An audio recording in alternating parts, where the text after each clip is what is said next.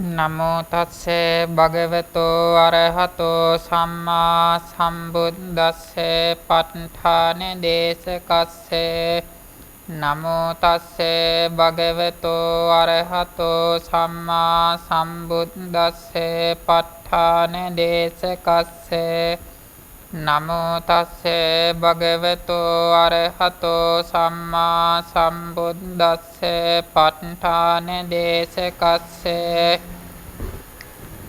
විචින්ත මති ගම්බීර මනන්ත ණය මණ්ඩිතං පඨානං සම්මසන්තස්සේ විමලාමිත බුද්ධියා යස්ස දේහා නික්ඛමින්සු සුභා චම්බන්න රන්සියෝ නීල පීතා රත්ත සේතා මංජිත්ථා ච පබස්සරා තන් ලෝකනාථං සුගතං ධම්මං ච ජිනසේවිතං සංඝං නිරංගනං සෙට්ඨං නමාමි සිරසාදරං සාදු සාදු සාදු. ගෞරවනීය ස්වාමීන් වහන්සේලා වරප්‍රමුඛ සද්ධා බුද්ධි සම්පන්න වාසනාවන්ත හිඟතුනි, අපි සූවිසි ප්‍රත්‍ය සම්බන්ධව ධර්ම සාකච්ඡා කිහිපයක යෙදෙමින් හිටියා. අද සුපුරුදු පරිදි සූවිසි ප්‍රත්‍ය පිළිබඳව දේශනාව ආරම්භ කිරීමටයි මේ අවස්ථාවේදී බලාපොරොත්තු වෙන්නේ. ප්‍රත්‍ය දේශනාවට කලින් පොඩි ප්‍රත්‍ය සම්බන්ධ වූ ධර්ම කාරණාවක් අපි මුලින්ම සිහිපත් කරගෙන ඉන් අනතුරුව ප්‍රත්‍ය දේශනාවට සම්බන්ධ වෙමු.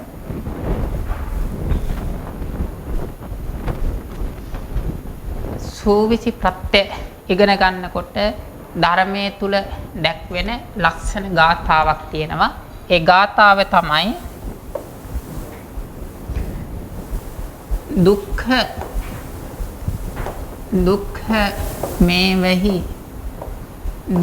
මේවහි න කෝචි දුක්ඛිතෝ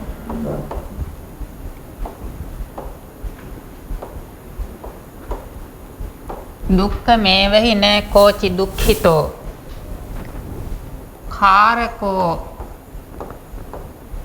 කාරකෝ න කිරියාව විජ්ජති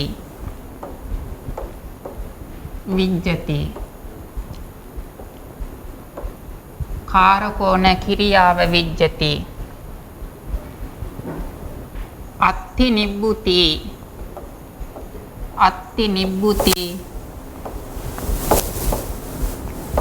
නිබ්බුති න නිබ්බුතෝ පුමා අත්ති නිබ්බුති න නිබ්බුතෝ පුමා මග්ගමත්ති ගමකෝ න විජ්ජති.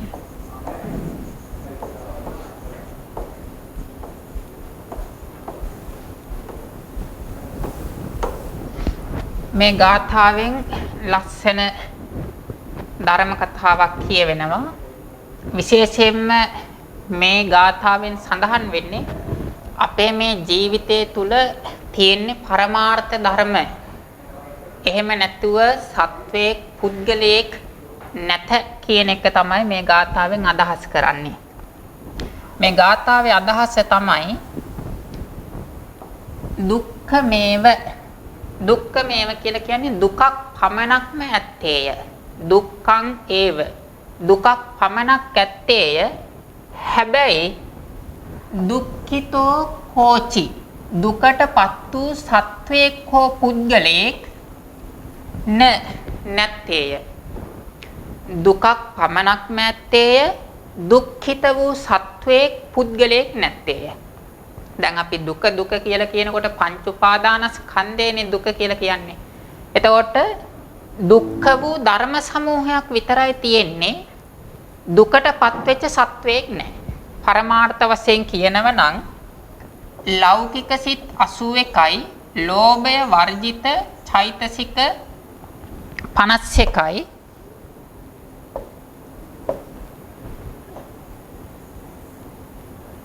ලෝභය වර්ජිත චෛතසික 51යි රූප 28යි. එතකොට මෙන්න මේ ටික තමයි දුක්ඛාරය සත්‍යය. ලෞකික සිත් 81යි ලෝභය වර්ජිත චෛතසික 51යි රූප 28යි. මේ ටිකට තමයි දුක්ඛාරය සත්‍ය කියලා කියන්නේ. එතකොට මේ ගාථාවේ කියන්නේ දුක්ඛං ඒව අත්ථි. මේ දුක්ඛ ධර්ම සමූහයක් පමණයි තියෙන්නේ. දුක්ඛ ධර්ම සමූහයක් පමණයි තියෙන්නේ. මොකද්ද නැත්තේ? දුක්ඛිතෝ කෝචි දුකටපත් වූ යම්කිසි සත්වයේ පුද්ගලික ආත්මයක් නැත්තේය. දුක් වූ ධර්ම සමූහයක් පමණක් ඇත්තේය. දුකටපත් වූ සත්වයේ පුද්ගලික නැහැ. එතකොට මේ පරමාර්ථ ධර්ම ටික සත්ව පුද්ගල ආත්ම නিত্য ස්වභාවය ස්ථාවර ස්වභාවය මෙන්න මේවයින් තමයි ශුන්‍ය. මෙන්න මේව තමයි මේ ධර්මයන්හි නැත්තේ. මේ ධර්මයන්හි සත්වයේගෙන් ශුන්‍යයි. සත්වයක් නැහැ. පුද්ගලයෙක්ගෙන් ශුන්‍යයි. පුද්ගලයෙක් නැහැ. ආත්මයකින් ශුන්‍යයි. මේවයි ආත්මයක් නැහැ.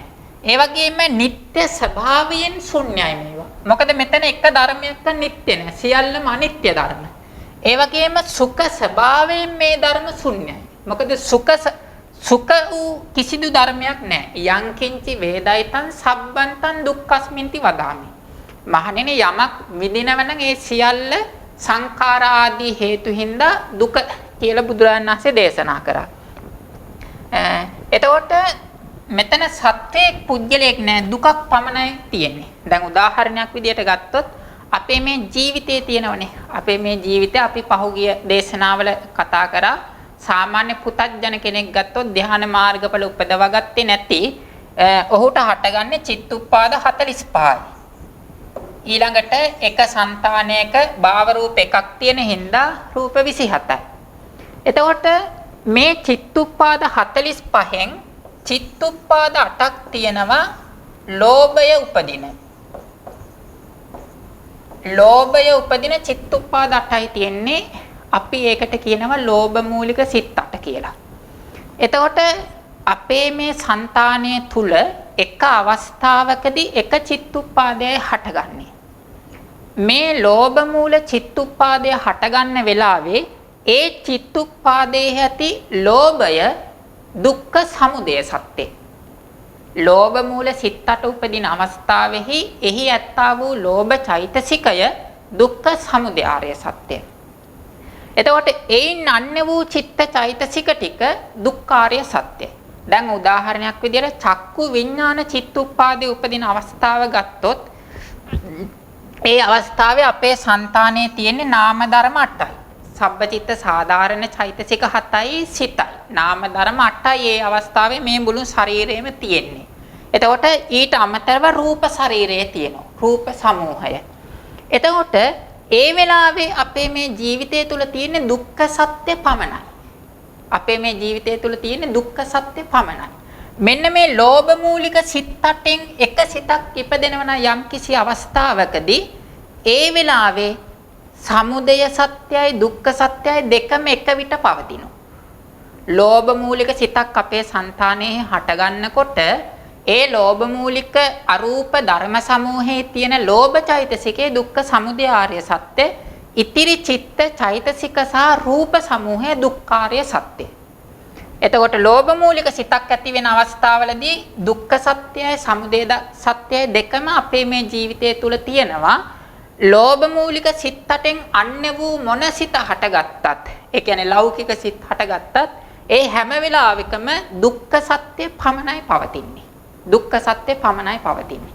දැන් අපි නිදා ගන්නකොට දුක්ඛ සත්‍ය පමණයි පවතින්නේ. මොකද භවංග සිතනේ වෙලා තියෙන්නේ.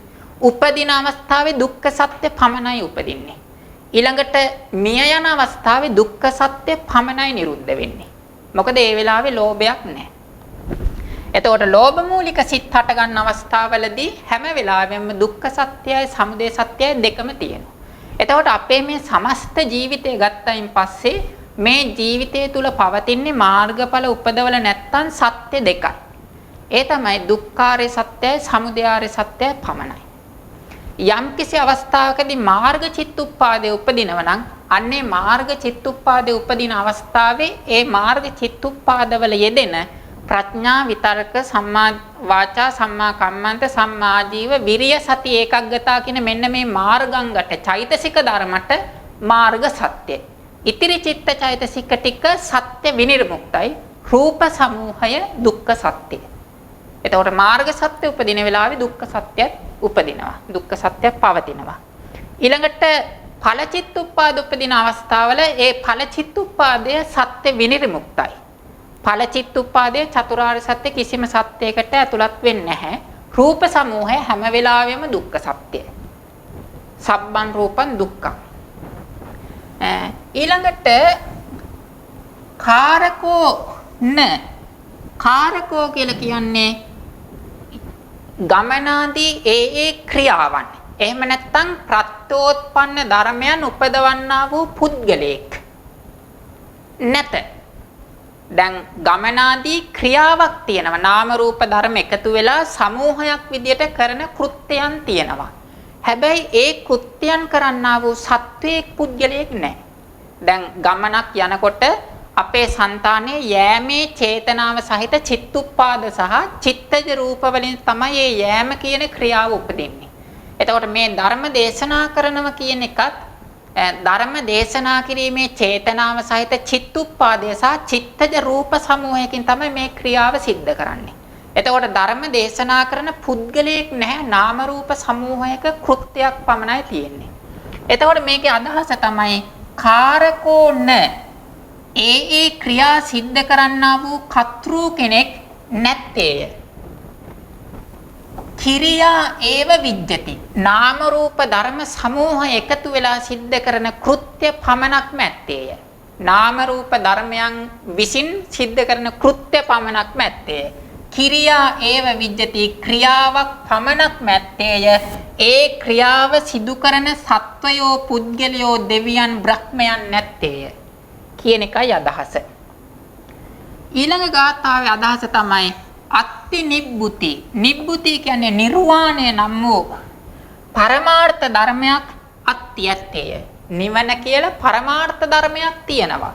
ඒ කියන්නේ නිවන කියන්නේ මුකුත් නැති හිස් දෙයක් නෙවෙයි. නිවන කියන්නේ පරම සූක්ෂම වූ පරම ගම්බීර වූ අති ශාන්ත ප්‍රණීත වූ ධර්මයක්. පරමාර්ථ ධර්මයක් තියෙනවා නිවන කියලා. නැත්තේ මොකද්ද? නිබ්බුතෝ පුමා. නිවීමටපත් වුණා වූ සත්වයේ පුද්ගලෙක් නැත්තේය. නිවීමටපත් වුණා වූ සත්වයේ පුද්ගලෙක් නැත්තේය. හැබැයි නිවනක් නිබ්බුති අත්ති. නිර්වාණය කියන පරමාර්ථ ධර්මයක් विद्यमान වෙනවා. ඊළඟට මග්ගං අත්ති. මග්ගං අත්ති කියලා කියන්නේ මාර්ගයක් ඇත්තේය. ආර්ය අෂ්ටාංගික මාර්ගය ආදී සුගති මාර්ග දුගති මාර්ග මේ විදිහට මග්ගං අත්ති මාර්ගයක් ඇත්තේය. නැත්තේ මොකද්ද? ගමකෝ නවිජ්ජති. මාර්ගයේ ගමන් කරන්නා වූ සත්වයේ පුද්ගලයෙක් විද්‍යමාන නොවේ.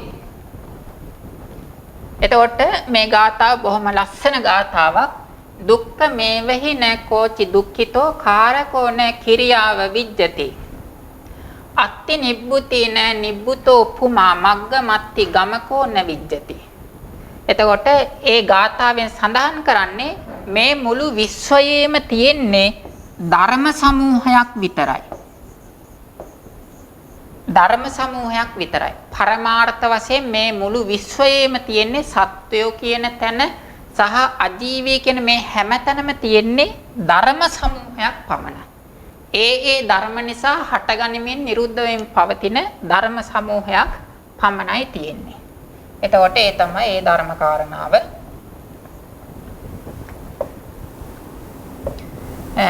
ඊළඟට මේ ප්‍රත්‍ය ඉගෙන ගන්නකොට තව මූල ධර්මයක් ඉගෙන ගන්නට ඕන. ඒක අපි කලිනුත් කිව්වා. නැවතත් ඒක මතක් කර ගන්නට ඕන. ශුඤ්ඤෝ ඵලේන හේතු. ශුඤ්ඤෝ ඵලේන හේතු. ශුඤ්ඤෝ ඵලේන හේතු ඵලම්පිතං හේතුනා ශුඤ්ඤෝ ශුඤ්ඤං ශුඤ්ඤෝ ඵලේන හේතු ඵලම්පිතං හේතුනා ශුඤ්ඤං. මේකේ අදහස තමයි ඵලේන හේතු ශුඤ්ඤෝ. මේක අදහස තමයි හේතුව කියන එක. හේතුව කියලා කියන්නේ ප්‍රත්‍ය ධර්ම. ප්‍රත්‍ය ධර්ම. හේතුව කියන එක ඵලේන ශුඤ්ඤෝ. මේ ප්‍රත්‍ය ධර්ම අතරේ මේ ඵලය කියන එක ප්‍රත්‍යෝත්පන්න ධර්ම නැතිලු. හේතුව හැම වෙලාවෙම ඵලයෙන් ශුන්‍යයිලු. එතකොට හේතුව ඵලයෙන් ශුන්‍යයි කියන්නේ හේතුවේහි ඵලය නැහැ. හේතුවයි ඵලයයි කියන එක මේ දෙකක්. හේතුව ඵලයෙන් ශුන්‍යයි. ඒ කියන්නේ හේතුවේහි ඵල ධර්මය නැත කියන එකයි අදහස. දැන් උදාහරණයක් විදිහට මම විස්තර කරන්නම් ඒක. දැන් අපි රූපයක් දකිනවා. ඉදිරියේ තියෙන රූපයක් දකිනවා. රූපයක් දකිනකොට අපේ ඇස ඉදිරියට ආපු ශරීරය. ඒ ශරීරයේ තියෙනව වර්ණ රූපය. එතකොට මෙන්න මේ වර්ණ රූපය තමයි අපේ ඇසට අරමුණු වෙන්නේ. වර්ණ රූපය. එතකොට මෙන්න මේකට තමයි හේතුව කියලා කිව්වේ ප්‍රත්‍ය ධර්ම. එතකොට අපේ ඉදිරියට ආපු කෙනාගේ වර්ණ රූපය අපේ චක්කුප්‍රසාදයේ ගැටුණාම ඒ ඉස්සරහා තියෙන ශරීරයේ වර්ණය අරමුණු කරගෙන අපේ මේ චක්කුප්‍රසාදයේහි චක්කු විඥාන චිත්තුප්පාදය උපදිනවා. චක්කු විඥාන චිත්තුප්පාදය. චක්කු විඥාන චිත්තුප්පාදය. එතකොට මේක තමයි ඵලය. එතන නාම ධර්ම 8ක් තියෙනවා. සබ්බචිත්ත සාධාරණ චෛතසික 7 සහ සිත කියන නාම ධර්ම 8ක් තියෙනවා. එතකොට මේ රූපායතන චක්කු විඥාන ධාතුය තං සම්පයුත්ත කාණංච ධම්මානං ආරම්මන පච්චේන පච්චයෝ. රූපායතන ඒ කියන්නේ වර්තමාන වර්ණ රූපය චක්කු විඥාන චිත්තුප්පාදයට ආරම්මන ප්‍රත්‍යයෙන් ප්‍රත්‍ය වේ. එතකොට මේ වර්ණ රූපය තමයි ප්‍රත්‍ය. ප්‍රත්‍ය. මේ ප්‍රත්‍ය කියන එකටම තමයි මෙතන මේ හේතුව කියන වචනේ කියලා තියෙන්නේ. එහෙම නැත්නම් අර හේතු ප්‍රත්‍ය කියන තැන හේතුවට නෙවෙයි. දැන් අපි හේතු ප්‍රත්‍ය කියන තැන ලෝභ දෝෂ මෝහ ලෝභ ද්වේෂ සමෝහ වලටනේ හේතු කිව්වේ. නමුත් මෙතන හේතු කියන්නේ ඒවට නෙවෙයි ප්‍රත්‍ය ධර්ම වලට. ප්‍රත්‍ය. එතකොට මෙතන ඵල කියන වචනේ විවහාර කරන්නේ ප්‍රත්‍යෝත්පන්නයට. ප්‍රත්‍යෝත්පන්නයට. ප්‍රත්‍යෝත්පන්නයට. එතකොට මෙතන ප්‍රත්‍යෝත්පන්නය තමයි චක්කු විඥාන චිත්තුප්පාදය. වර්ණ රූපය ප්‍රත්‍ය චක්කු විඥාන චිත්තුප්පාදය ප්‍රත්‍යෝත්පන්න. මේක හේතුව මේක ඵලය. එතකොට මෙතන ශුඤ්ඤෝ ඵලේන හේතු කියලා කියන්නේ හේතුව. හේතුව කියලා කියන්නේ මේ ප්‍රත්‍ය. හේතුව. මේ හේතුවේහි ඵලේන ශුඤ්ඤෝ ඵලයෙන් හිස්. ඒ කියන්නේ හේතුවේ ඵලය නැහැ. ශුඤ්ඤෝ ඵලේන හේතු කියන්නේ හේතුවේ ඵලය නැත කියන එකයි කියන්නේ. එතකොට මේ වර්ණ රූපයෙහි චක්කු විඥාන චිත්තුප්පාදේ නැහැ. වර්ණ රූපය කියන්නේ වෙනම ධර්මයක්. වර්ණ රූපේ නම් වූ හේතුෙහි චක්කු විඥාන චිත්තුප්පාදේ නම් වූ ඵලය නැහැ. ඒ නිසා කියනවා හේතුව ඵලයෙන් ශුන්‍යයි කියලා. හේතුෙහි ඵලය නැහැ. හේතුව වෙනම ධර්මයක්. ඊළඟට එතකොට ඒක තමයි ඒ කාරණාව ඵලම්පිතං හේතුනා ශුන්‍යං. ඒකේ අනිත් පැත්තට කියනවා ඵලම්පි තම් ඵලම්පි කියලා කියන්නේ ප්‍රත්‍යෝත්පන්න ධර්මයද මේ ඵලය කියන එක හේතුනා ශුන්‍යං මේ හේතුවෙන් ශුන්‍යයි. ඒ කියන්නේ ප්‍රත්‍යෝත්පන්න ධර්මයේහි හේතුව නැහැ. හේතුව වෙනම ධර්මයක්, ඵලය වෙනම ධර්මයක්. හේතුවේහි ඵලය නැහැ, ඵලයෙහි හේතුව නැහැ. ඒ දෙක වෙන් වූ ධර්ම කොටස් දෙකක් කියන එකයි මේකෙන් කියන්නේ. එතකොට ශුන්‍යෝ ඵලේන හේතු කියලා කියන්නේ ප්‍රත්‍ය ධර්මයෙහි ප්‍රත්‍යෝත්පන්න ධර්ම නැත.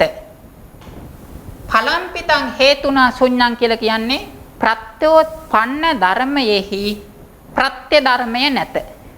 ප්‍රත්‍ය ධර්මයෙහි ප්‍රත්‍යෝත්පන්න ධර්මය නැත. ප්‍රත්‍යෝත්පන්න ධර්මයෙහි ප්‍රත්‍ය ධර්මය නැත. එතකොට ප්‍රත්‍ය ධර්ම කියන්නේ අනිකකි, ප්‍රත්‍යෝත්පන්න ධර්ම කියන්නේ අනිකකි. මේ දෙක දෙකක් කියන කාරණාව තේරුම් ගන්නට ඕනේ. එහෙමනම් අපි ওই කාරණාවත් තේරුම් ගන්නට ඕනේ. ඊළඟට අපි අනන්තර ප්‍රත්‍ය ගැන තමයි කතා කර හිටියේ.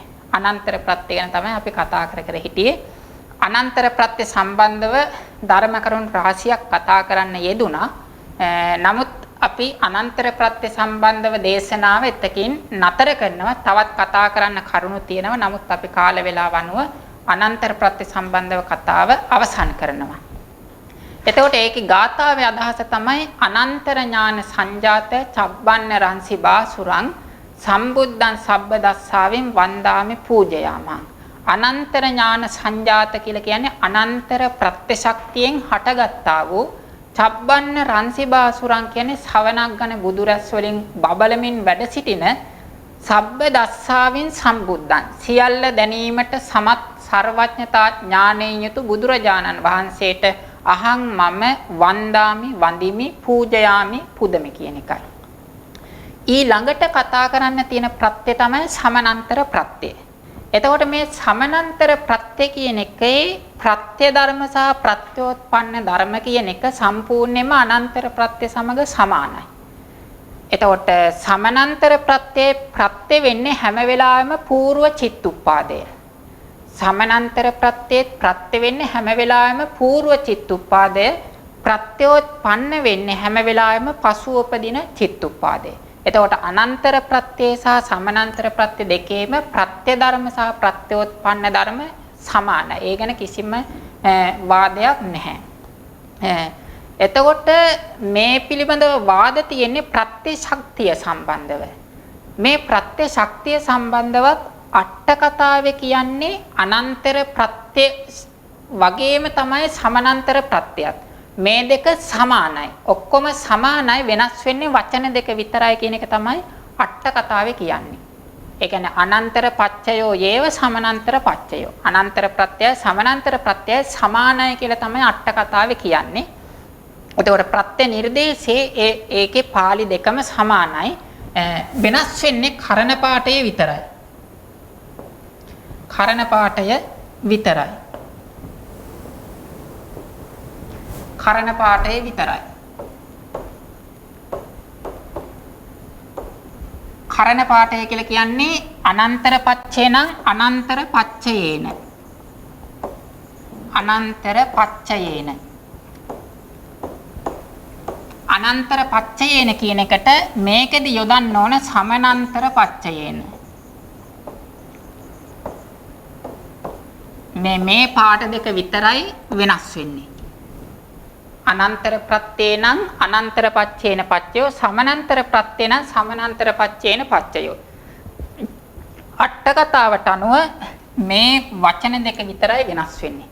සමහර ගුරුවරයෙක් කියනවා අනන්තර ප්‍රත්‍ය ශක්තිය කියලා කියන්නේ චිත්තසංතානයේ සිඳෙන්නට නොදී නිරුද්ධ වෙන සිත සමගම තවත් චිත්තුප්පාදයක් උපදවන බව අනන්තර ප්‍රත්‍ය ශක්තිය කියලා.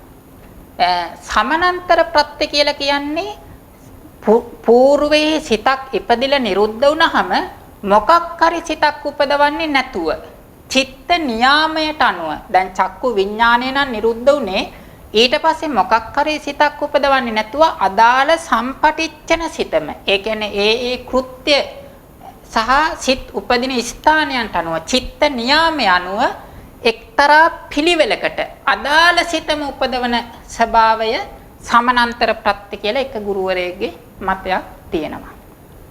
එහෙමනම් අනන්තර ප්‍රත්‍යයත් දැනට මේ සමානන්තර ප්‍රත්‍ය අනන්තර ප්‍රත්‍ය දෙක සමානයි කියන අදහසේ ඉන්න දැනට පස්සේ වැඩිපුර තොරතුරු දැනගන්න පුළුවන්.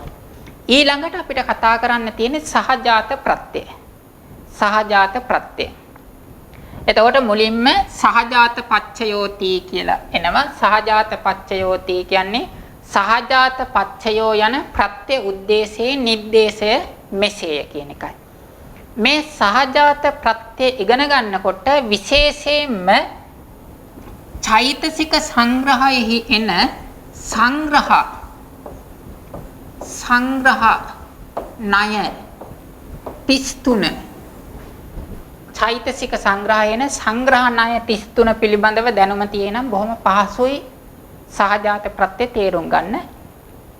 එතකොට සංග්‍රහ ණය කියලා කියන්නේ එක එක සිතක් සමග හටගන්න චෛතසික ප්‍රමාණය වෙන්කොට දැක්වීමට තමයි සංග්‍රහ ණය කියලා කිව්වේ. එක එක සිතක් සමග හටගන්න චෛතසික ප්‍රමාණය වෙන්කොට දැක්වීමට තමයි සංග්‍රහ ණය කියලා කිව්වේ. ඊළඟට රූපකාණ්ඩයේ එනවා රූප කලාප. රූප කලාප අභිධර්මාර්ථ සංග්‍රහයට අනුව 21යි. රූප කලාප 21. මේක චිත්තුප්පාද. චිත්තුප්පාද. සිත සහ ඒ සිතේ දෙන චෛතසික වලට කියනවා චිත්තුප්පාද කියලා. ඊළඟට රූප කලාප. චිත්තුප්පාද 89යි. චිත්තුප්පාද කියන්නේ සිත සහ ඒ සිතේ දෙන චෛතසික සමග. එතකොට මෙන්න මේ රූප කලාප සහ චිත්තුප්පාද කියන දෙක පිළිබඳව දැනුම තියෙයි නම් සහජාත ප්‍රත්‍ය තේරුම් ගන්න පහසුයි. එතකොට සහජාත කියන වචනේ තේරුම තමයි ප්‍රත්‍යෝත්පන්න ධර්මය සමග හටගන්න ධර්ම වලට කියනවා සහජාත කියලා. ප්‍රත්‍යෝත්පන්න ධර්මය සමග හටගන්න ධර්ම වලට කියනවා සහජාත කියලා. දැන් උදාහරණයක් වශයෙන් ගත්තාම පළවෙනි සිත ගත්තාම සෝමනස්ස සාගත දිට්ඨිගත සම්පයුත්ත අසංකාරික සිත. සෝමනස්ස සහගත දිට්ඨිගත සම්පයුත්ත අසංකාරික සිත. සෝමනස්ස සහගත දිට්ඨිගත සම්පයුත්ත අසංකාරික සිත. මේ සිත උපදිනකොට සිතට විතරක් තනිවම හට ගැනීමේ හැකියාවක් නැහැ. සාමාන්‍යයෙන් උපදින ධර්ම සියල්ලම උපදින්නේ සමූහ විදියට. චිත්තය උනත්, චෛතසික උනත්, රූප උනත් උපදින ධර්ම සියල්ලම උපදින්නේ අන්‍ය ධර්මයන් සමග එකට එකතු වෙලා. උපදින ධර්ම අතරේ තනිව හට ගැනීමට හැකි එකම ධර්මයක් නැහැ. හටගන්න සියලුම ධර්ම හටගන්නේ තවත් ධර්ම සමූහයක් සමග. හටගන්න ධර්ම අතරේ තනිව උපදින්නට පුළුවන්, තනිව පවතින්නට පුළුවන් එකම ධර්මයක් නැහැ. හටගන්න සෑම ධර්මයක්ම තවත් ධර්ම සමූහයක් සමග එකට එකතු වෙලා තමයි හටගන්නේ. එතකොට මේ සෝමනස්ස සහගත දිට්ඨිගත සම්පයුත්ත අසංකාරික සිත සමගත් තවත් චෛතසික 19ක් හටගන්නවා. 19ක් හටගන්නවා. ඒ චෛතසික 19 තමයි අන්‍ය සමාන චෛතසික 13යි. සබ්බචිත්ත සාධාරණ චෛතසික 7යි. විතක්ක විචාර අධිමොක්ඛ විරිය පීති ඡන්ද කියන අන්‍ය සමාන චෛතසික 13යි. ඊළඟට මෝහ චතුස්කය. මෝහ අහිරික අනුත්තප්ප උද්දච්ච. මෝහ අහිරික අනුත්තප්ප උද්දච්ච කියන මෝහ චතුස්කය ඇති වෙනවා. ඊළඟට ලෝභය සහ ditthිය.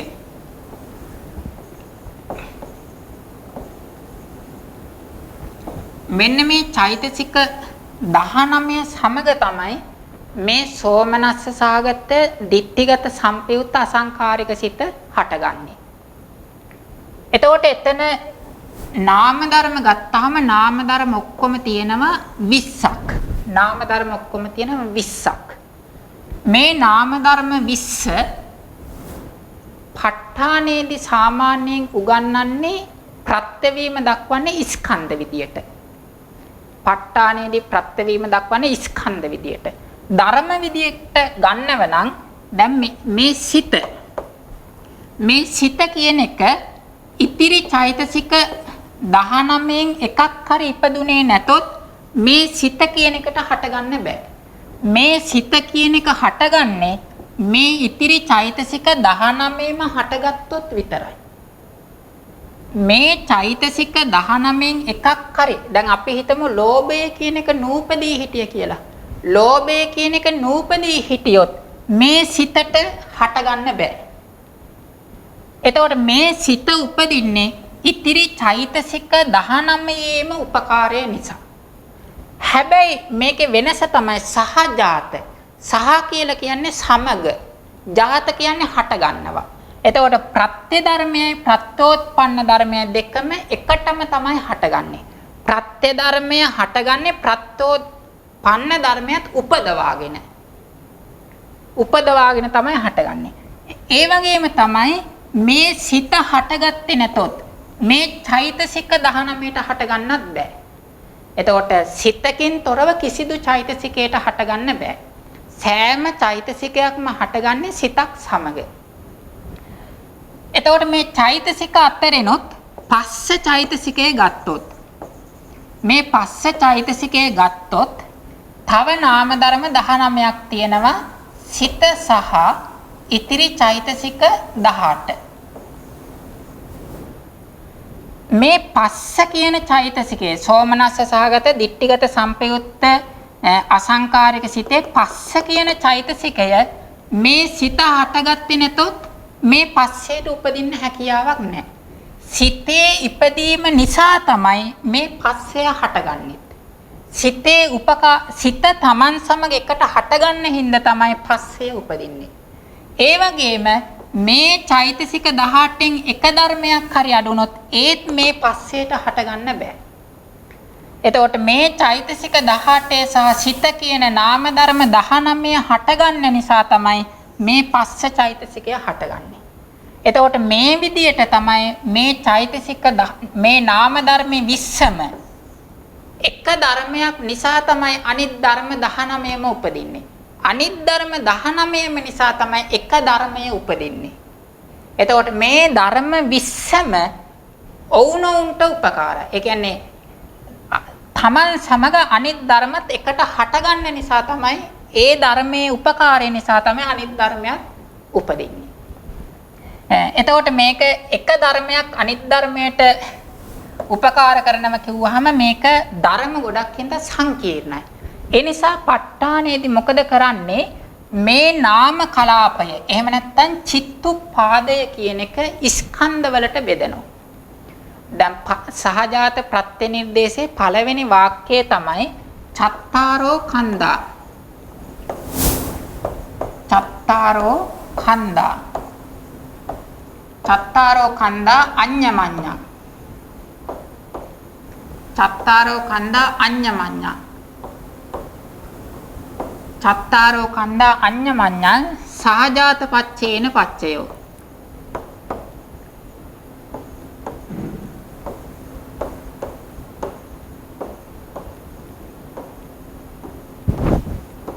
එතකොට චත්තාරෝ කන්දා කියලා කියන්නේ චිත්තුප්පාදය. චිත්තුප්පාදය. අපි කලින් කියපු සිත ගත්තොත් සිත සහ චෛතසික 19. මේ දෙකටම තමයි චිත්තුප්පාදය කියලා කියන්නේ. මේක මේ චෛතසික 19 අතරින් වේදනා චෛතසිකය වේදනා ස්කන්ධය. වේදනා චෛතසිකේ වේදනා ස්කන්ධය. සංඥා චෛතසිකය සංඥා ස්කන්ධය.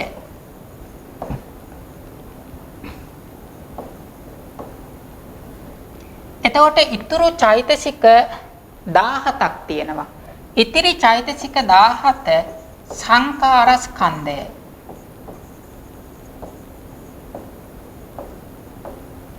මේ සිත කියන ධර්මය විඥාන ස්කන්ධය.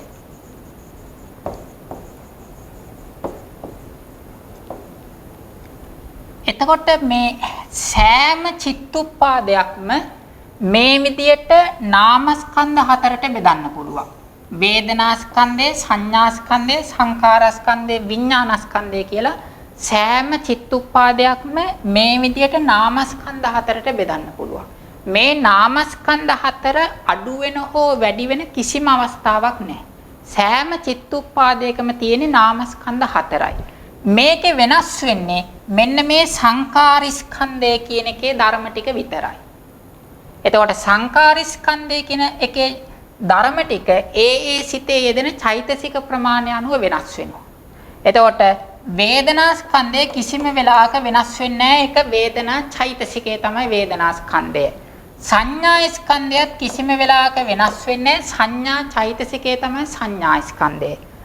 විඥානස්කන්ධයත් කිසිම වෙලාවක වෙනස් වෙන්නේ නැහැ. සිත කියන ධර්මය තමයි විඥානස්කන්ධය කියන්නේ.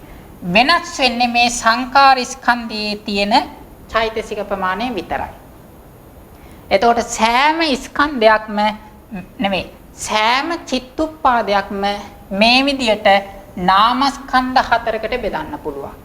දැන් උදාහරණයක් විදියට අපි පෙනීම කියන එක ගත්තාම චක්කු විඥාන චිත්තුප්පාදය.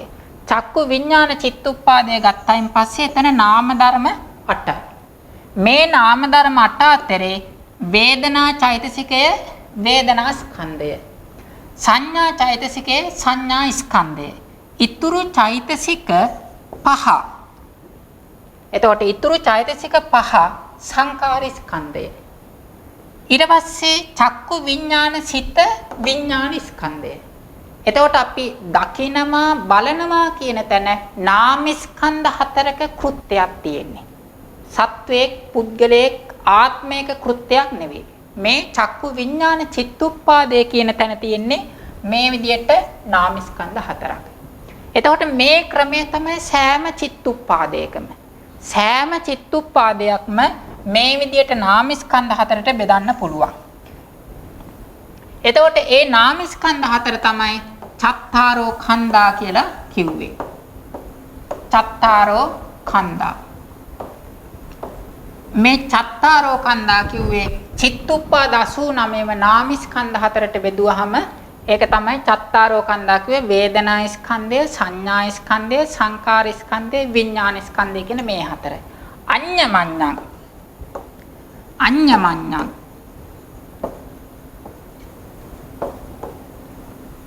අඤ්ඤමඤ්ඤං කියන්නේ ඔවුනොවුන්ට. ඔවුනොවුන්ට කියන්නේ වේදනා ස්කන්ධය ඉතිරි තුනට. ඒ කියන්නේ වේදනා ස්කන්ධය, සංඥා, සංකාර, විඥාන කියන ස්කන්ධ තුනට එකට හට ගැනීම වශයෙන් උපකාර කරනවා. ඊළඟට සංඥා, සංකාර, විඥාන කියන තුන වේදනා ස්කන්ධය හට ගැනීමට උපකාර කරනවා. ඊළඟට වේදනා සංඥා කියන දෙක සංකාර විඥාන කියන දෙකට උපකාර කරනවා. සංකාර විඥාන කියන දෙක වේදනා සංඥා කියන දෙකට උපකාර කරනවා. එතකොට මෙතන අඤ්ඤමඤ්ඤං කියන එකෙන් විස්තර කෙරුවේ චිත්තුප්පාදයේ තුල තියෙන එක ධර්මයක් අනිත් ධර්මයන්ට එකට ඉපදීම වශයෙන් උපකාර කරනවා. අනිත් ධර්මයන් මේ ධර්මයට එකට ඉපදීම වශයෙන් උපකාර කරනවා. එතකොට ප ဋ ාණයේදී ධර්ම විදියට නෙවෙයි දේශනා කරන්නේ ස්කන්ධවලට බෙදලා. ස්කන්ධවලට බෙදලා තමයි ප ဋ ාණය දේශනා කරන්නේ. නමුත් පරමාර්ථ වශයෙන් එක එක ධර්මයක් අන්‍ය ධර්මයන්ට උපකාර කරනවා ධර්ම වශයෙන්. එතකොට අඤ්ඤමඤ්ඤං කියුවේ මෙන්න මේ විදිහට එක ස්කන්ධයක් අනිත් ස්කන්ධයන්ට සහ අනිත් ස්කන්ධයන් මේ එක ස්කන්ධයට. චිත්තුප්පාදය ගත්තොත් චිත්තුප්පාදයේ තුල තියෙන එක ධර්මයක් අනිත් ධර්මයන්ට අනිත් ධර්මය තමන්ට. ඔවුනොවුන්ට සහජාත පච්චේන පච්චෝ කිව්වේ එකට හට ගැනීම වශයෙන් උපකාරක වේ කියන එකයි. එතකොට මේ චත්තාරෝ ඛණ්ඩා කියන එකෙන් චිත්තුප්පාද 89ම ගන්නවා. එතකොට අපේ මේ ජීවිතය තුල පවතින සෑම චිත්තක්ෂණයක් ගානෙම මේ සහජාත ප්‍රත්‍ය නිසා තමයි මේ අරූපී ධර්ම ටික හටගන්නේ. ඒ කතාව තමයි මේක කිව්වේ. දැන් අරූපාවචර ලෝකේ ගත්තයින් පස්සේ මේ වාක්‍යය විතරයි එහාට තියෙන්නේ. ඒ කියන්නේ අරූපාවචර ලෝකේ තියෙන්නේ චිත්තචෛතසික ධර්ම පමණයි. කිසිදු රූපයක් නෑ අරූපාවචර ලෝකේ. ආරුප්පේ නත්ති කිංචිපි. ආරුප්පේ අරූප ලෝකේ කිංචිපි කිසිදු රූප ධර්මයක් නැති නැත. එතකොට අරූපාවචර ලෝකේ තියෙන්නේ නාමස්කන්ධ හතර විතරයි. නාමස්කන්ධ හතර විතරයි. ඊළඟ වාක්‍යය තමයි චත්තාරෝ මහා භූතා. චත්තාරෝ මහා භූතා. චත්තාරෝ මහා භූතා කියලා කියන්නේ පඨවි ආපෝ තේජෝ වායෝ. මෙන්න මේ සතර මහා ධාතුවට තමයි චත්තාරෝ මහා භූතා කියලා කියන්නේ. මේ සතර මහා ධාතුවට තමයි චත්තාරෝ මහා භූතා කියලා කියන්නේ. දැන් මේ කතා කරන්නේ දැන් චත්තාරෝ කන්දා කියලා කතා කරේ චිත්තුප්පාදය ගැන. මේ චත්තාරෝ මහා භූතා කියන එකෙන් කතා කරන්නේ රූප කලාප ගැන. රූප කලාප 21ක් තියෙනවා. කර්මජ කලාප 9යි, චිත්තජ කලාප 6යි, උතුජ කලාප 4යි, ආහාරජ කලාප 2යි. එතකොට මෙන්න මේ සෑම රූප කලාපයකම අර චිත්තුප්පාදයේ වගේම රූප ධර්ම අතරේ තනි ධර්මයක් නැහැ. ඒ කියන්නේ තනිව හටගන්න රූපයක් නැහැ. සෑම රූපයක්ම හටගන්නේ තවත් රූප සමූහයක් නිසා. දැන් උදාහරණයක් විදියට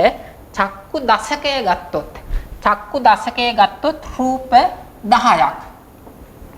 පඨවි ආපෝ තේජෝ වායෝ වන්න ගන්ධ රස ඕජා ජීවිතින්ද්‍රිය චක්කුපසාදය.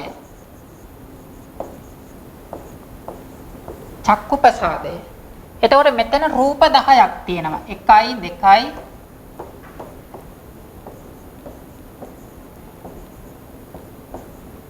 එතකොට මේ රූප 10 එකටම තමයි හටගන්නේ. එතෙන්නේ මේ චත්තාරෝ මහා භූතා කිව්වේ මෙන්න මේ සතර මහා ධාතුවට. පඨවි ආපෝ තේජෝ වායෝ කියන සතර මහා ධාතුවට තමයි චත්තාරෝ මහා භූතා කිව්වේ.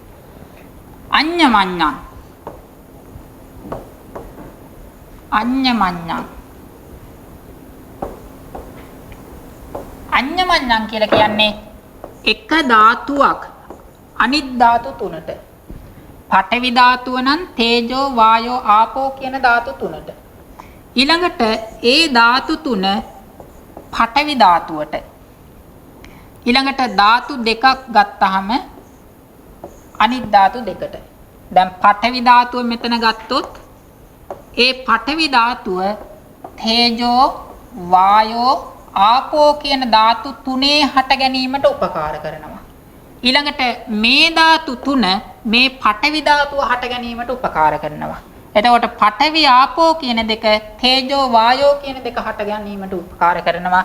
තේජෝ වායෝ කියන එක පඨවි ආපෝ කියන දෙක හට ගැනීමට උපකාර කරනවා. එතකොට අඤ්ඤමඤ්ඤං කියන එකේ අදහස තමයි එක ධාතුවක් අනිත් ධාතුවකට. අනිත් ධාතුව තමන්ට.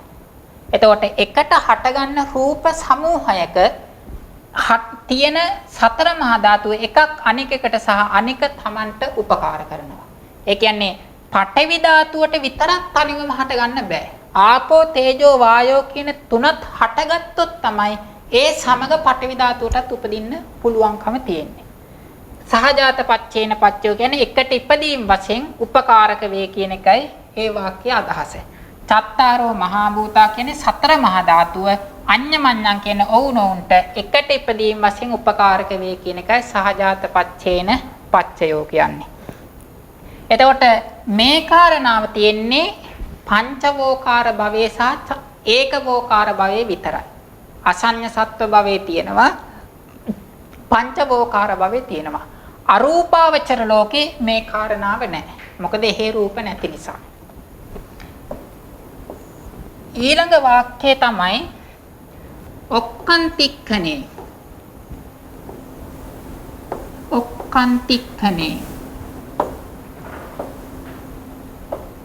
ඔක්කාන්තික්ඛනේ නාම රූපං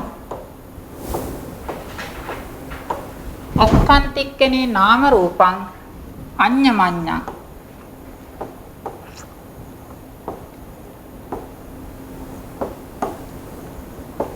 ඔක්කාන්තික්ඛනේ නාම රූපං අඤ්ඤමඤ්ඤං සහජාත පච්චේන පච්චයෝ.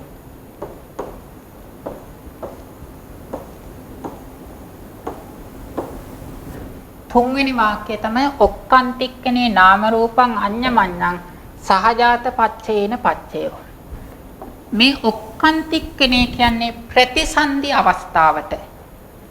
ඔක්කාන්තික්ඛනේ කියලා කියන්නේ ප්‍රතිසන්දි සිතේ උපාද අවස්ථාවට. ඒකටම කියන තව වචන දෙකක් තියෙනවා. එකක් තමයි පටිසන්ධික්ඛනේ. පටිසන්ධික්ඛනේ. ඊළඟට උපපත්තික්ඛනේ.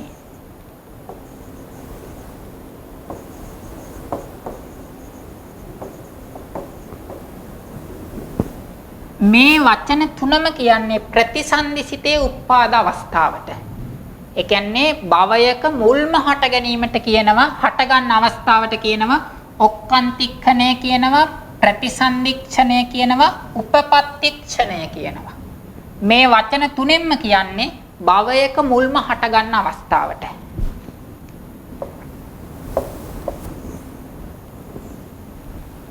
එතකොට ඔක්කාන්තික්ඛනේ ප්‍රතිසන්දි අවස්ථාවේ නාම රූපං කියලා කියන්නේ නාම කියලා කියන්නේ චිත්තුප්පාදයට, රූප කියලා කියන්නේ රූප ධර්ම වලට. එතන චිත්තුප්පාදය ගත්තයින් පස්සේ ප්‍රතිසන්දි කෘත්‍ය කරන චිත්තුප්පාද තියෙනවා 19ක්. ප්‍රතිසන්දි කෘත්‍ය කරන චිත්තුප්පාද ඔක්කොම තියෙනවා 19ක්. ඒ තමයි මහා විපාක සිත් 8යි. සෝමනස්ස සහගත ඥාන සම්පයුත්ත අසංකාරික සිත, සෝමනස්ස සහගත ඥාන සම්පයුත්ත සසංකාරික සිත ආදී මහා විපාක සිත් 8යි. ඊළඟට අහේතුක පටිසන්ධි යුගලය.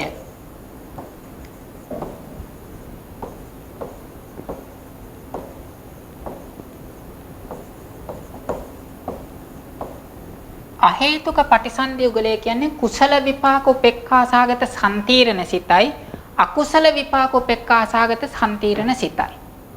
ඒ සිත් දෙකට කියනවා අහේතුක පටිසන්ධි යුගලය කියලා. මේ 10ම කාමාවචර පටිසන්ධි. කාමාවචර පටිසන්ධි. මේ 10ම කාමාවචර පටිසන්ධි. ඒ කියන්නේ කාම භූමිය තමයි මේ සිත් 10න් ප්‍රතිසන්ධිය ඇති කරන්නේ. ඊළඟට රූපාවචර පටිසන්ධි 5යි, අරූපාවචර පටිසන්ධි 4යි. මේ රූපාවචර පටිසන්ධි 5 ඇති කරන්නේ රූප බ්‍රහ්ම ලෝකවල. රූප බ්‍රහ්ම ලෝකවල. අරූපාවචර ප්‍රතිසන්ධි 4න් ප්‍රතිසන්ධිය ගන්නේ අරූපී බ්‍රහ්මයෝ. අරූපී බ්‍රහ්මයෝ. එතකොට මෙතන නාම රූපං කියලා දෙකක් කතා කරන නිසා මේ අරූපාවචර ලෝකේ මෙතෙන්ට අදාළ නැහැ. අරූපාවචර ලෝකේ නාමය විතරයි තියෙන්නේ ප්‍රතිසන්ධි අවස්ථාවේ. නාමස්කන්ධ 4 විතරයි තියෙන්නේ ප්‍රතිසන්ධි අවස්ථාවේ. එතකොට මේක මෙන්න මේ ප්‍රතිසන්ධි සිත් මේවට කියනවා පංච වෝකාර ප්‍රතිසන්ධි කියලා. පංච කියලා කියන්නේ පහට. වෝකාර කියලා කියන්නේ ස්කන්ධවලට. ස්කන්ධ පහක් තියෙන ලෝකවලට කියනවා පංච වෝකාර කියලා. එතකොට මේ ස්කන්ධ පහක් තියෙන ලෝකවල ඇතිවන ප්‍රතිසන්ධියට කියනවා පංච වෝකාර ප්‍රතිසන්ධි කියලා. එතකොට මේ පංච වෝකාර ප්‍රතිසන්ධි තියෙනවා 15ක්. මෙන්න මේ ප්‍රතිසන්ධි චිත්තුප්පාද 15. පංච වෝකාර ප්‍රතිසන්ධි චිත්තුප්පාද 15 තමයි මෙතන නාම කියන එකෙන් ගන්නෙ. පංච වෝකාර ප්‍රතිසන්ධි චිත්තුප්පාද 15 තමයි මෙතන නාම කියන එකෙන් ගන්නෙ. රූප කියන එකෙන් ගන්නෙ කර්මජ රූප. කර්මජ රූප. ඒ කර්මජ රූප අතරිනුත් විශේෂ රූපයක් තියෙනවා හදය රූපය.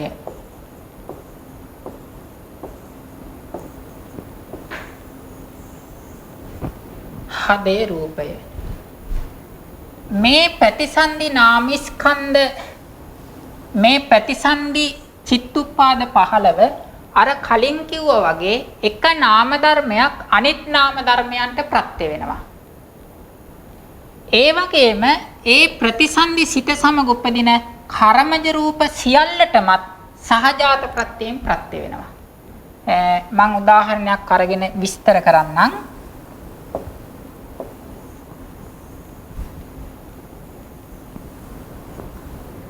දැන් අපි උදාහරණයක් ගත්තාම සතර අපායේ උපදින සත්වයෝ ගනිමු.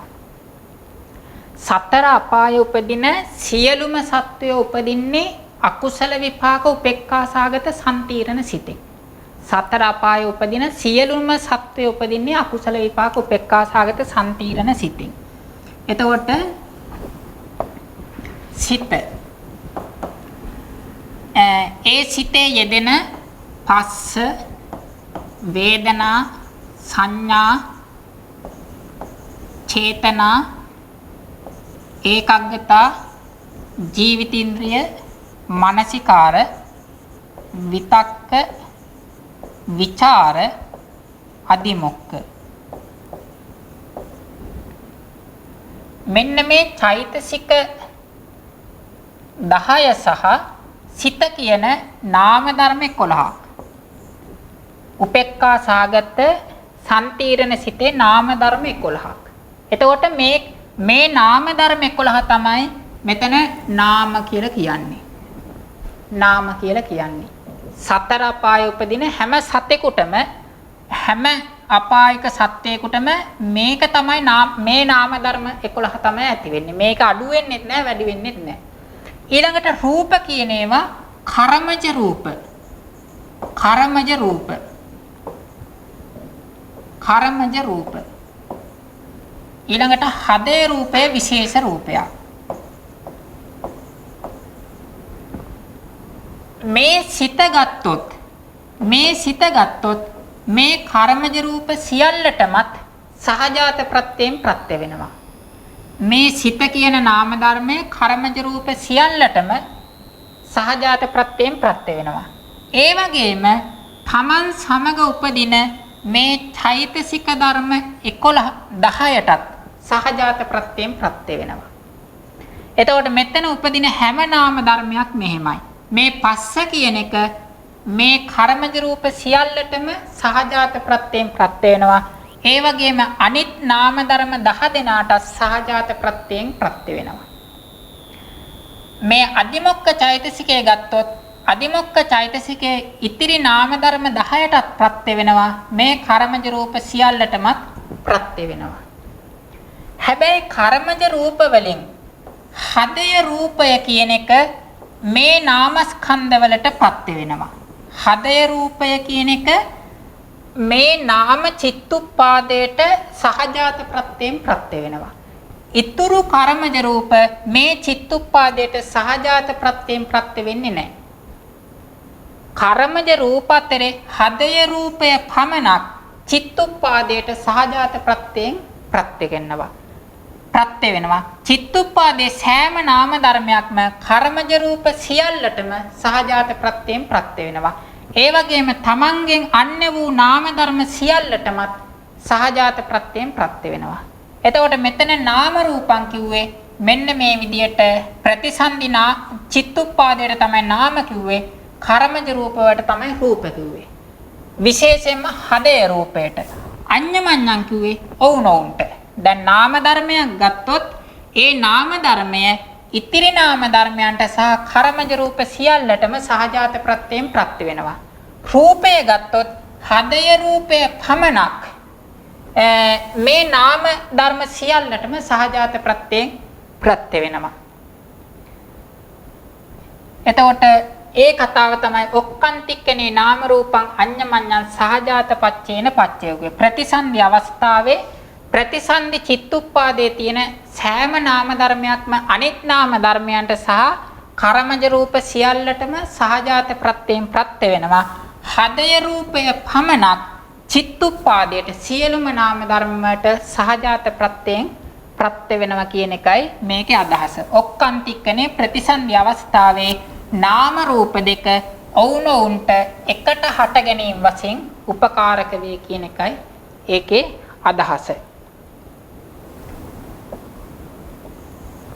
ඒ තමයි තුන්වෙනි වාක්‍යය. හතරවෙනි වාක්‍යය තමයි චිත්ත චේතසිකා ධම්මා. චිත්ත චේතසිකා ධම්මා. චිත්ත චේතසිකා ධම්මා. චිත්ත සමුත්ථානානං රූපානං.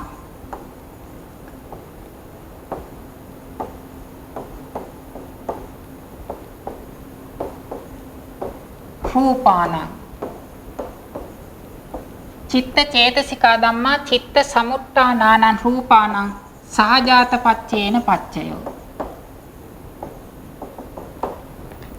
මෙතන චිත්ත චේතසිකා ධම්මා කියලා කියන්නේ චිත්තජ රූප උපදවන නාම ධර්ම වලට. ඒ තමයි දීපංච විඥානය සහ අරූපාවචර විපාක හතර.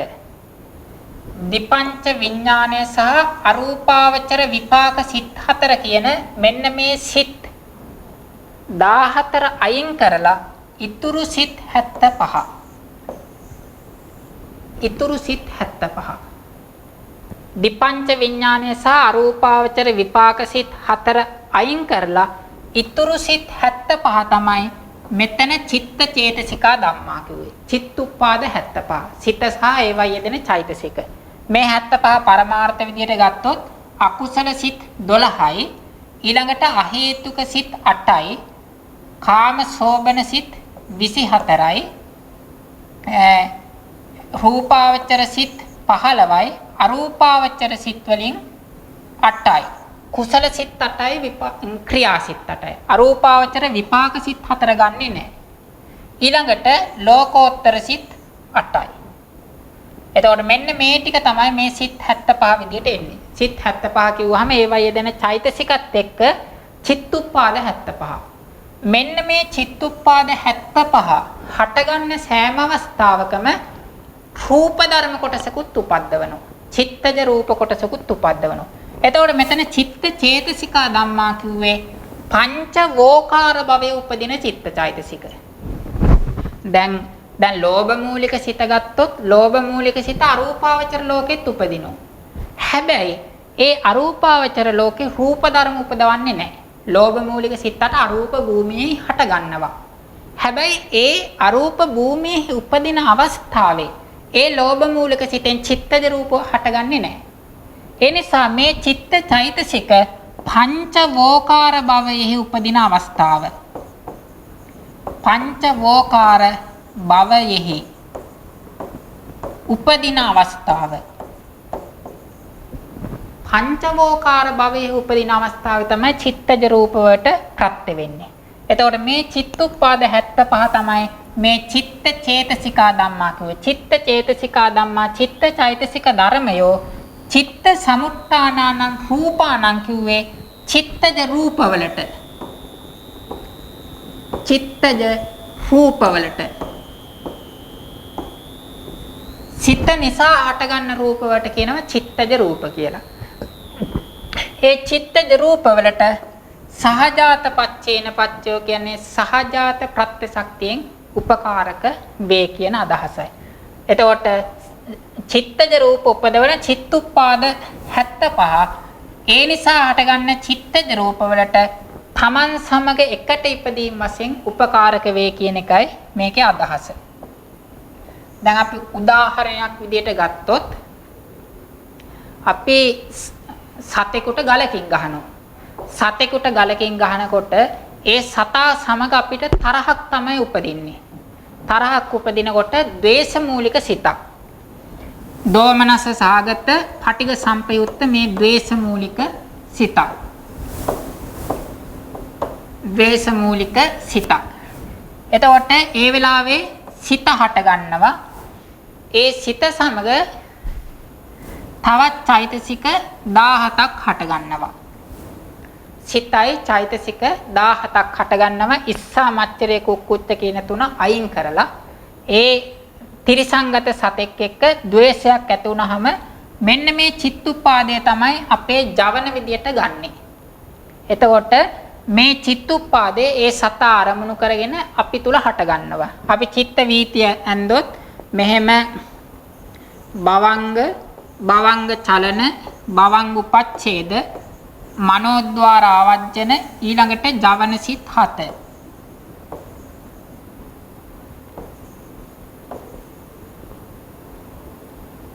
ජවන සිත් 7 ඊළඟට ජවණයෙන් අනතුරු වන භවංගයට වෙන වීතියක් වුණොත් මෙහෙමයි. එතකොට මෙතන මේ ද්වේෂ මූලික චිත්තුප්පාදය තමයි මේ ජවන කෘත්‍ය වශයෙන් උපදින්නේ. එතකොට මේ සෑම චිත්තක්ෂණයකම මේ සිත් උපදින අවස්ථාවේ චිත්තජ රූප ටිකකුත් හට ගන්නවා. සිතේ උප්පාද ඨිති භංග කියලා අවස්ථා තුනක් තියෙනවා. උප්පාද ඨිති භංග කියලා අවස්ථා තුනක් තියෙනවා. සාමාන්‍යයෙන් චිත්තුප්පාදයේ රූප උපදවන්නේ සිතේ උප්පාදක්ෂණේ පමණයි. චිත්තජ රූප උපදවන්නේ සිතේ උප්පාද අවස්ථාවේ පමණයි. සිත ප්‍රබල වෙන්නේ සිතේ උප්පාද අවස්ථාවේදී. රූප ධර්ම නම් රූප ධර්මයන් රූප උපදවන්නේ ඨිති අවස්ථාවේ. රූපය ප්‍රබල වෙන්නේ ඨිති අවස්ථාවේදී. ඒ නිසා රූපය රූප උපදවන්නේ ඨිති අවස්ථාවේදී. චිත්තචෛතසික රූප උපදවන්නේ උප්පාද අවස්ථාවේ පමණයි. එතකොට මේ සතෙක් දැක්කම ඌ කෙරෙහි තරහ ඇති වෙලා ඌට ගලකින් හරි මොහොකින් හරි පහර දෙනකොට මෙන්න මේ චිත්තුප්පාදය හට ගන්නකොට මෙතන නාම ධර්ම 18ක් හට ගන්නවා. මේ නාම ධර්ම 18 සමග චිත්තජ රූප උපදවනවා. චිත්තජ රූප හට ගන්නවා. එතකොට මේ නාම ධර්ම 18 අතරින් එක එක නාම ධර්මයක් අනිත් නාම ධර්ම වලට සහ මේ චිත්තජ රූප වලට කියන මේ දෙකටම එක සැරේ සහජාත ප්‍රත්‍යයෙන් උපකාර කරනවා. මෙතන තියෙන එක නාම ධර්මයක්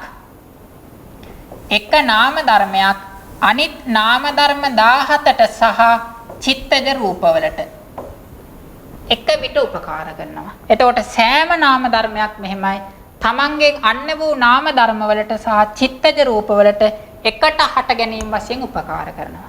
එතකොට ඒ අදහස තමයි චිත්ත චේතසිකා ධම්මා චිත්ත සමුට්ඨානානං රූපානං සහජාත පච්චේන පච්චේකුවේ. චිත්ත චෛතසික ධර්මයන් තමන් සමග හටගන්න චිත්තජ රූප සියල්ලටම සහජාත ප්‍රත්‍යයෙන් ප්‍රත්‍ය වේ කියන එකයි අදහස. මොකද මේ චිත්තුප්පාදය හටගත්තේ නැතොත් මේ චිත්තජ රූප හටගන්නේ නැහැ. මේ චිත්තුප්පාදය උපදින නිසා තමයි මේ චිත්තජ රූප ටික හටගන්නේ. ඒ නිසා මේ චිත්තුප්පාදයේ හට ගැනීමම මේ චිත්තජ රූපයන්ගේ හට ගැනීමටත් උපකාර වෙනවා.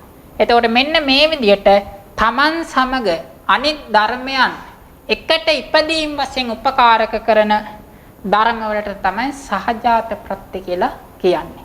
එතකොට අදට මේ ටික විතරයි කතා කරන්න අපිට වෙලා තියෙන්නේ. ඊටු ටික ඊළඟ දවසේ අපි කතා කරමු. ඊළඟට තියෙන්නේ දේශනා සම්බන්ධයෙන් ප්‍රශ්න ගැටලු සාකච්ඡා කිරීමට අවස්ථාව.